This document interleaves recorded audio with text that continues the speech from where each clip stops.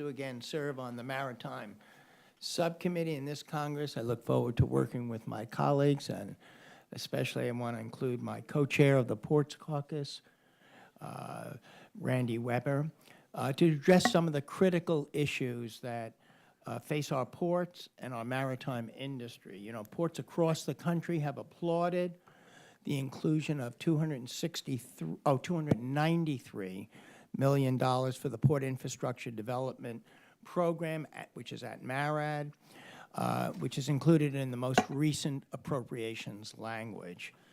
As we all know, ports face significant challenges from rising volumes, increased congestion, and the need to lower harmful emissions. Those are three critical things that ports are all confronted with.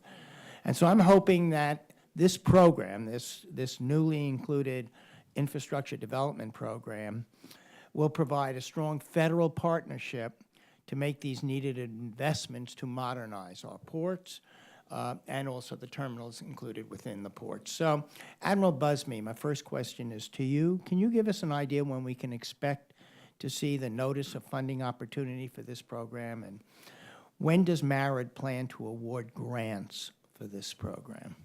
Thank you for the question, sir, and thank you to the Congress for that very generous infusion of money for ports. Yes. Very critical. I mean, ports are our gateway to our economy.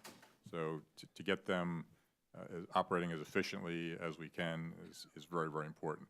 We are working really hard right now with the Secretary's office to get the NOFO put together to bound how that program is going to be administered.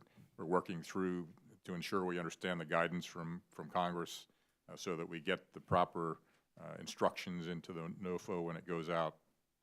I would expect it would be out in a matter of several months. Several months? Yeah, to get that out, probably toward certainly this year, to get out. And so if we had another meeting in June, you would think that it'd be out June, July? My guess, and we're proceeding right along. Believe me, we're having meetings quite frequently to get that. We're anxious to get that out there. We're anxious to get that process in place. Thank you. How about the eligibility? Maybe you might tell us about what type of projects you hope to support with these funds. Well, there's a number of different projects. You know, I think we're looking to how do we, as I mentioned, make these ports more efficient. How do we account for the flow of cargo? You know, we have gigantic ships that are coming, much larger than these terminals have handled in the past, upwards of 18, 20,000 TEUs. Even larger. Right. So, you know, ships, this massive amount of cargo is going to be flowing, and it has to flow out through rail lines, through highways, and through our marine highways. So upgrading that flow, I think, is going to be a big focus probably for a lot of ports and terminals that put in for this grant money. Thank you. I have a question for the Coast Guard, a little different. You know, the development of offshore wind farms is growing steadily, especially along the East Coast. BOEM, the Bureau of Ocean Energy Management, is responsible for the overall development of offshore energy with input from other federal agencies. So my question is, as the federal agency that's charged with ensuring safe navigation, what's the Coast Guard's role in the development of offshore wind farms? Thank you for that question, sir. We have an active role in that, as you stated, and it's primarily in the navigation safety.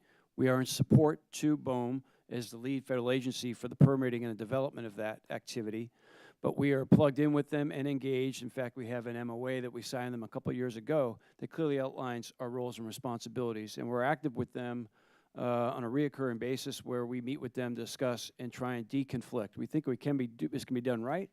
It has to be mindful, and the right stakeholders have to come to the table. We're committed to working with our other federal partners to ensure all stakeholder needs are addressed and considered as part of that process. Thank you. I have one last question, and maybe you can just, in a brief answer, does the Coast Guard have the authority to ensure the safety of vessels and workers during wind farm development activities? We would regulate the safety and of the workers on U.S. flag vessels, but depending on where the activity is taking place, we may not have jurisdiction or authority. If you're on a foreign vessel, more than 12 miles offshore, my sense is depending on what that vessel's doing, we may not have the jurisdiction over that activity. That would be left to BOEM in that case. Thank you, and I yield back, Mr. Chairman.